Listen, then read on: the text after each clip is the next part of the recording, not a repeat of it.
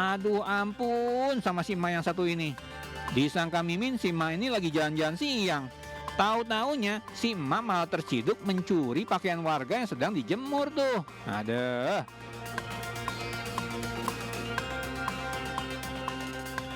Tanpa ada rasa dosa, sebuah pakaian yang tengah dijemur main asal comot aja cekiders. Woi mak, emang bakal buat apa sih sampai nekat mencuri pakaian gitu?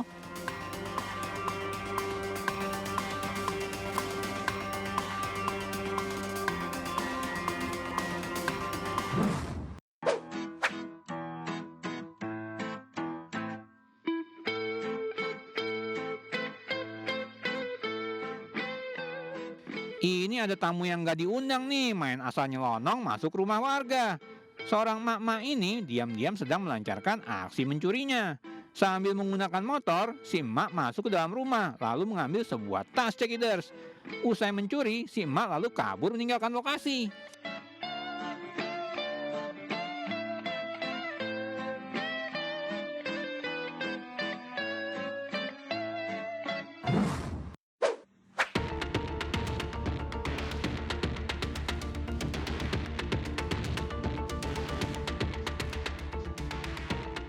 Nah lo, si abang ini niat membeli apa mau nyuri nih?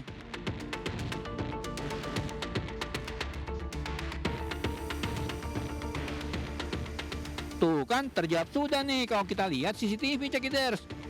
Bukannya membayar, si abang ini malah mencuri satu pak minuman buat tambah tenaga tuh. Ya elah bang, ente kere amat sih.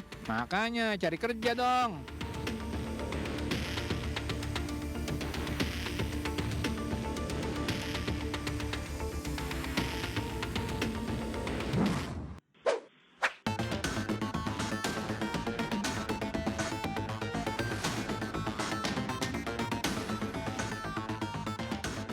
Lah, ini lagi kelakuannya sama aja nih cekiders. Mentang-mentang kondisi toko lagi sepi, seorang pria terekam menggotong 3 dus mie instan. Ya elah bang, itu buat modal jualan.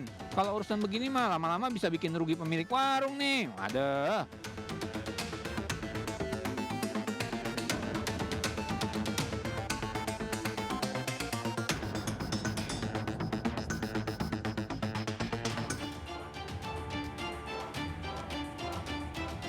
Seorang pria terekam kamera pengawas CCTV saat beraksi membobol kotak amal di Masjid Baitul Mutakin, Desa Kuta Padang, Aceh.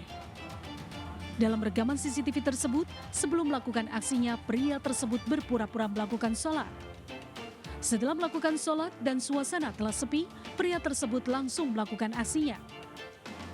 Tak hanya satu kotak amal yang dibobol, pria ini langsung membobol 2 kotak amal yang berada di sisi kanan dan kiri masjid tersebut. Saat beraksi, pelaku mengeluarkan alat dari dalam jaket. Alat tersebut digunakan untuk membongkar kotak amal yang tergembok.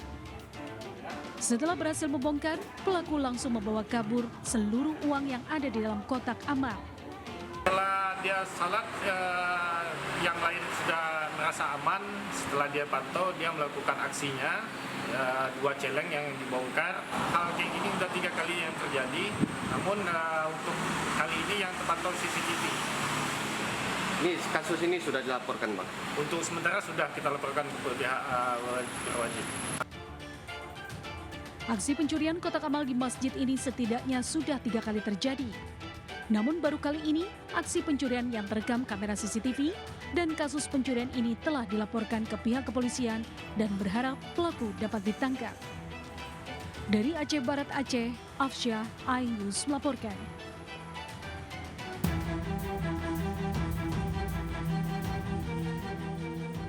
Beginilah aksi 2 orang remaja yang terekam CCTV saat melakukan pencurian tabung gas di salah satu toko kelontong di Jalan Trans Sulawesi, tepatnya di Desa Sumberjo, Kecamatan Wonomulyo, Kabupaten Polewali Mandar. Salah satu pelaku menunggu di motor untuk memantau situasi, sementara pelaku lain berpura-pura ingin membeli sesuatu. Mengetahui pemilik toko tidak sedang berjaga, pelaku langsung mengambil 2 buah tabung gas 3 kg dan bergegas pergi. Rekaman CCTV pencurian tabung gas LPG ini bahkan tersebar dalam waktu singkat dan viral di media sosial. Ironisnya, karena malu setelah wajah pelaku nampak jelas dalam rekaman CCTV dan viral di media sosial. Tabung gas LPG yang sempat dicuri kemudian dikembalikan kepada pemiliknya. Itu kemarin istriku kan di dalam melipat pakaian.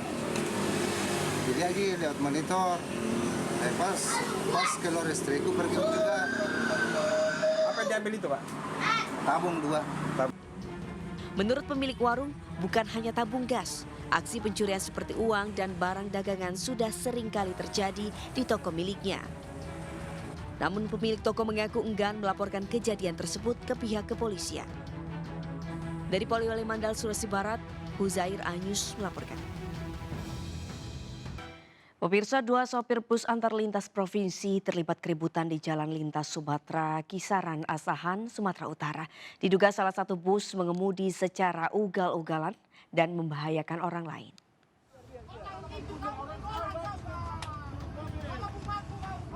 Inilah video amatir yang berhasil direkam warga. 2 supir bis terlibat cekcok di Jalan Lintas Sumatera, Kisaran Asahan, Sumatera Utara. Seorang supir bis berwarna kuning dipaksa turun dari bis dan terkena tamparan keras. Keributan kedua supir bis diduga terjadi akibat salah satu bis ugal-ugalan dan membahayakan orang lain. Beruntung, aksi keributan tersebut dapat dilerai warga sekitar dan bis kembali melanjutkan perjalanan. Kedua bis merupakan bis lintas provinsi dari Medan menuju Pekanbaru Riau.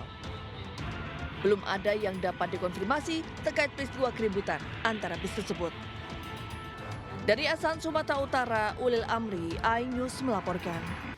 Pemirsa, 2 pelaku pencurian motor di toko bangunan terekam kamera CCTV di Kota Pasuruan, Jawa Timur. Ironisnya motor yang dicuri pelaku adalah milik pamannya sendiri.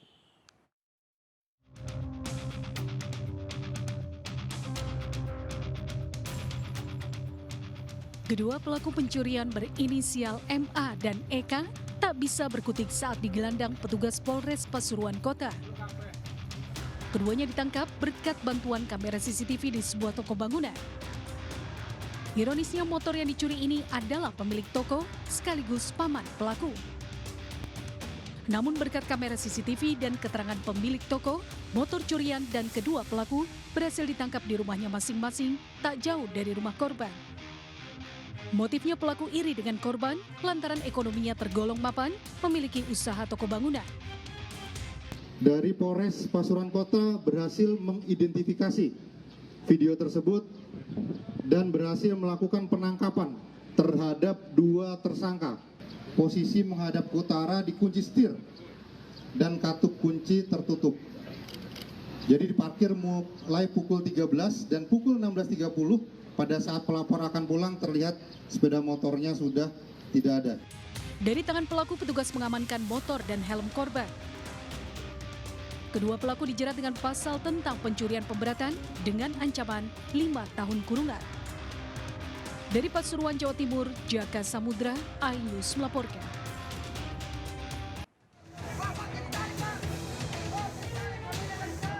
Kepulan asap tebal membumbung tinggi dari sebuah rumah berlantai 2 di Jalan Percetakan Negara 2, Johar Baru, Jakarta Pusat pada Jumat siang tadi. Kobaran api yang membesar membuat lantai 2 rumah tersebut ludes dilalap si jago merah. Petugas pemadam kebakaran yang tiba di lokasi langsung berupaya melakukan proses pemadaman. Meski sempat membesar, namun api akhirnya berhasil dipadamkan setelah sejumlah mobil damkar dikerahkan ke lokasi kebakaran. Menurut pemilik rumah, kebakaran diduga akibat tabung gas LPG 3 kg yang meledak secara tiba-tiba. Ada bagian kamar sama ruangan. Di atas. Di atas. Biasanya ada kamar sama ruangan. Kondisinya habis kebakar semua, Bang? Habis kebakar semuanya. Ada 100% sih habis ya udah. Ada korban nggak, Bang? Nggak ada korban. Lagi saat itu nggak ada orang di atas? Nggak ada orang. Tidak ada korban jiwa maupun luka dalam musibah kebakaran ini, namun kerugian ditaksir mencapai ratusan juta rupiah. Dari Jakarta, Radiston Sanjaya, iNews melaporkan. Pemirsa, akibat abu vulkanik Gunung Merapi, penerbangan di Bandara Internasional Minangkabau di Padang Pariaman, Sumatera Barat ditutup sementara mulai pukul 16 hingga 22 waktu Indonesia Barat malam tadi. Akibat penutupan tersebut sebanyak 15 penerbangan baik yang keberangkatan dan kedatangan dari dan ke bandara tersebut dibatalkan.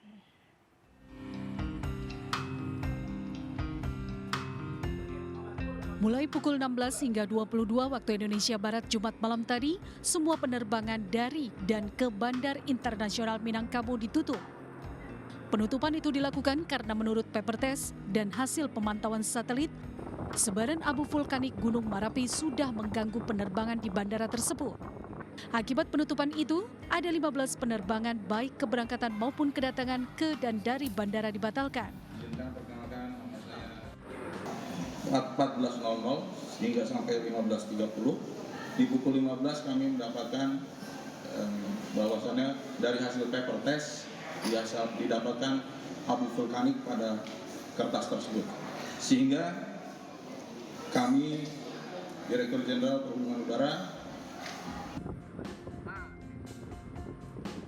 Sebelumnya diketahui erupsi Merapi terjadi sejak 3 Desember lalu dan hingga hari ini erupsi masih terus terjadi. Dari Padang Pariaman, Sumatera Barat, Eka Gus Priyadi, iNews melaporkan.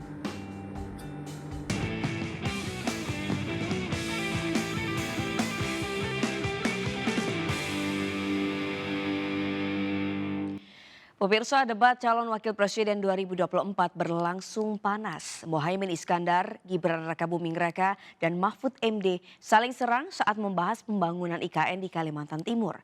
Bahkan Gibran menyindir Caimin yang dinilai tidak konsisten karena dulu ikut meresmikan IKN.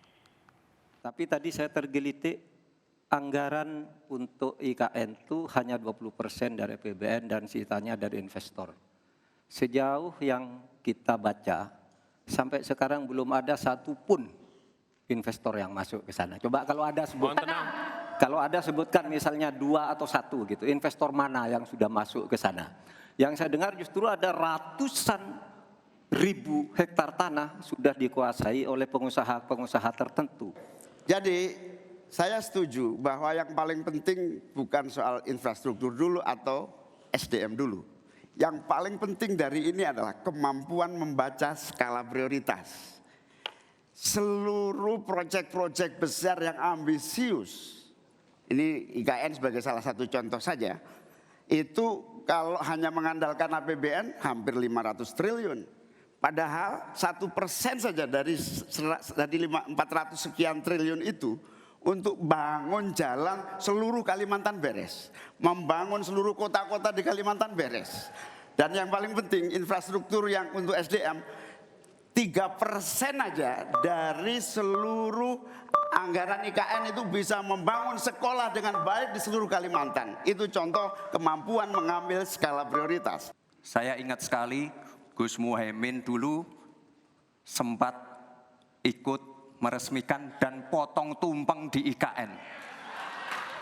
Ini gimana? Ini nggak konsisten. Dulu dukung, sekarang nggak dukung karena menjadi wakilnya Pak Anies yang mengusung tema perubahan. Sekali lagi Gus, mohon maaf, IKN ini bukan hanya membangun bangunan pemerintah, tapi juga sebagai simbol pemerataan pembangunan di Indonesia, sebagai simbol transformasi pembangunan di Indonesia. Dan untuk menanggapi Prof. Mahfud, Prof, mungkin nanti setelah pulang dari debat bisa di Google, sudah banyak yang masuk Mayapada, Agung Sedayu. Dan nanti akan tambah lagi mungkin setelah Pilpres, karena mereka akan pasti akan wait and see, melihat stabilitas politik di Indonesia. Terima kasih, Prof. Calon Wakil Presiden nomor urut 1 Muhaimin Iskandar menyinggung soal banyaknya proyek dari pemerintah pusat yang diberikan ke pemerintah kota Solo. Ia menanyakan hal itu ke Gibran Rakabuming Raka, calon Wakil Presiden nomor urut 2 yang juga Wali Kota Solo. Pertanyaan itu ditanggapi Gibran sebagai pertanyaan sekaligus sindiran kepada dirinya yang merupakan anak dari Presiden Republik Indonesia Joko Widodo. Saya itu tanya tips and triknya agar investasi ataupun proyek-proyek besar bisa di sana. Sebab saya lihat itu ada 32 proyek pemerintahan pusat, ada juga berbagai program-program yang luar biasa, patut kita banggakan. Dibandingkan dengan misalnya Kota Madiun yang hanya 11%, Cirebon hanya 7%, Tasikmalaya. Kita ingin triknya apa? Sehingga akses pendanaan pembangunan itu bisa bersifat adil dan merata. Bukan hanya di satu kota, tapi berada di seluruh. Kita lanjutkan. Ini yang menjadi catatan saya adalah keadilan dalam melaksanakan APBN. Kalau kita jadi pemerintah pusat nanti, tugas kita adalah membagi secara adil seluruh proyek-proyek nasional kita. Cukup? Cukup. Silakan Pak Gibran untuk menanggapi. Waktunya 1 menit, silakan. Mohon tenang, mohon tenang. Baik Gus, saya jawab lagi. Sebelum ada proyek dari pusat masuk, kita ya, para wali kota ya harus menyiapkan yang namanya readiness kriteria. Kalau nggak ada itu, nggak mungkin proyek itu masuk. 2, kita sebagai wali kota harus menyiapkan hal-hal non-teknis. Relokasi, nego dengan warga-warga, bantaran sungai, bantaran rel kereta api. Itu Gus, 1. Lalu kita juga harus berkolaborasi, tidak semuanya pakai APBN. Ada yang pakai APBN plus APBD plus dibantu, saya sering dibantu Pak Ganjar, gubernur saya. Ini kolaborasi, jadi tidak semuanya APBN, ini kolaborasi, ada CSR juga, ada BUMN juga, ini kolaborasi. Dan sekali lagi sebelum itu masuk, kami para wali kota menyiapkan readiness kriteria, itu. Jadi ya saya kira ini cukup fair Gus. Pemirsa, jalannya debat juga disoroti oleh pengamat politik Pangi Syarwi Caniago. Menurut Pangi, debat Cawapres kali ini ada pertanyaan jebakan dari Cawapres nomor urut 2, Gibran Rakabuming Raka, ke Cawapres nomor urut 1, Muhaimin Iskandar. Pertanyaan tersebut menurut Pangi terkesan untuk memalukan dan menjatuhkan lawannya.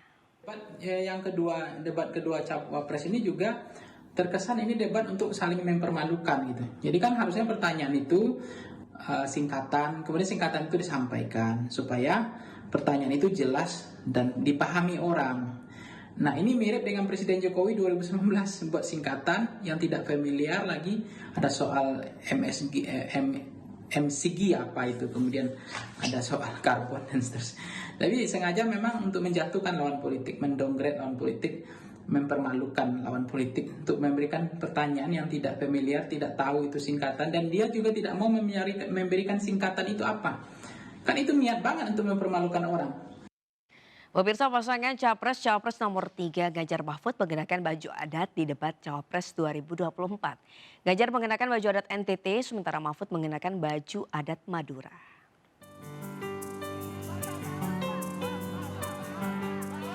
Pasangan Capres-Cawapres nomor urut 3 Ganjar Pranowo dan Mahfud MD mengenakan baju adat di depan Cawapres 2024 yang digelar di Jakarta Convention Center, Senayan, Jakarta. Ganjar mengenakan baju adat NTT dengan kalung berbandul gong dan topi anyaman dari daun lontar.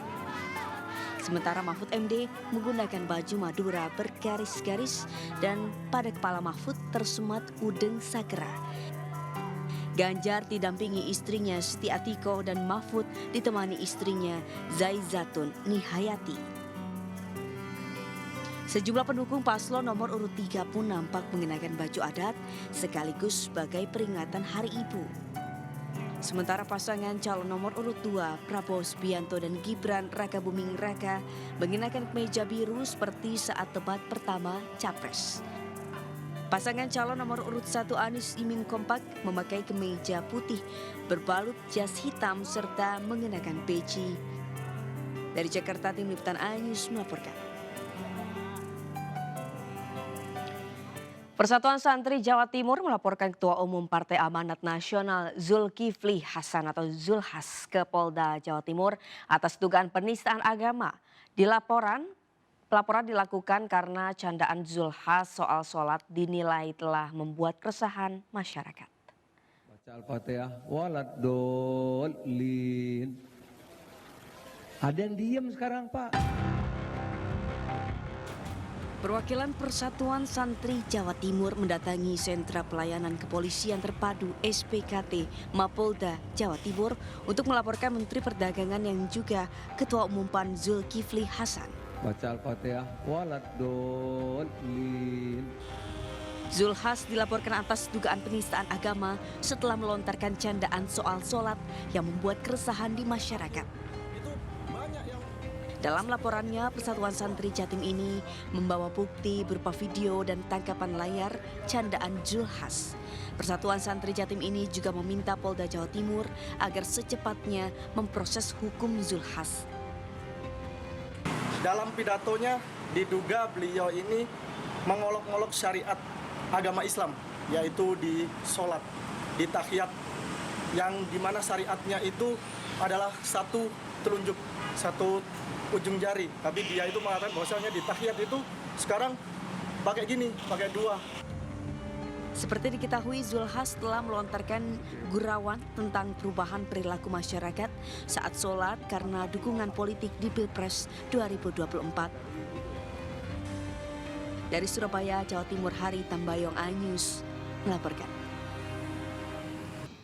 Pemirsa, Full Gospel Businessmen's Fellowship International bertajuk Impactful Life Never Give Up digelar di Pontianak, Kalimantan Barat. Eksekutif Chairman MNC Group yang juga Ketua Umum DPP Partai Perindo Hari Tanusudibio didampingi Ketua Umum DPP Kartini Perindo Liliana Tanusudibio menjadi salah satu pembicara untuk berbagi wawasan kepemimpinan dan kebangsaan.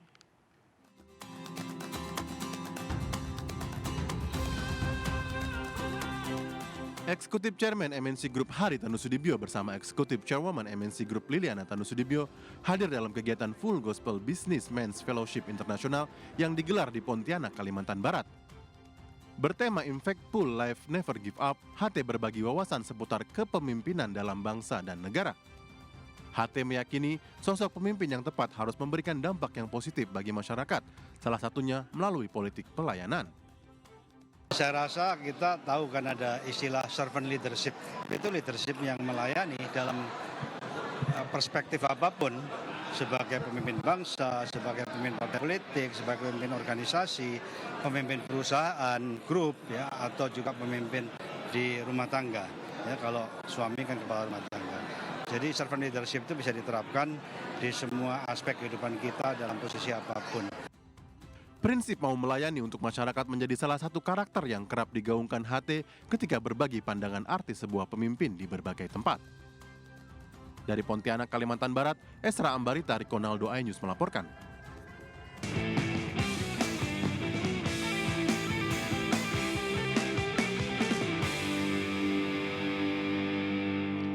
Pemirsa, beragam cara dilakukan untuk menyambut sukacita Natal. Salah satunya adalah dengan berbagi hampers dengan orang-orang tercinta. Bagi Anda yang sedang mencari ide hampers unik dan berbeda dari yang lain, hampers puding yang menggemaskan satu ini dapat menjadi rekomendasi bagi Anda. Seperti apa? Berikut liputannya.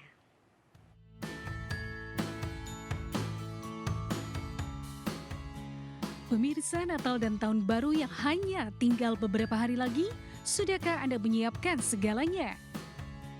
Biasanya merayakan Natal atau hari besar lain, memberikan bingkisan atau hamper sudah menjadi hal yang biasa.